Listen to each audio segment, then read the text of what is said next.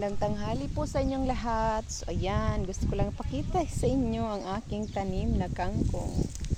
So ayan na. Ayan, dumarami na sila. Sana ay lumaki pa kayo at tayo ay makapaggulay na. So ayan, tumataba na sila. Ayan. Dito pa yung iba. Yan o. Mga tanim ko na yan na kangkong. Mukhang lumalago na sila. Oh, dami na yan.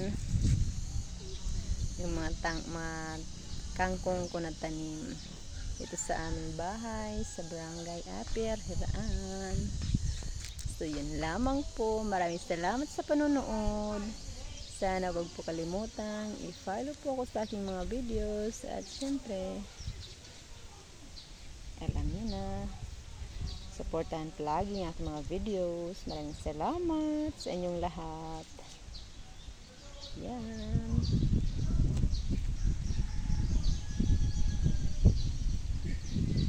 Ganda na, nakakatuwa naman pagmasdan. Oh. Tingnan nyo, ang ganda nila. So, magtanim-tanim din tayo ng mga gulay para hindi na tayo bumili kasi ang mahal na ng mga bilihin. Yun lamang po. Maraming salamat sa panonood.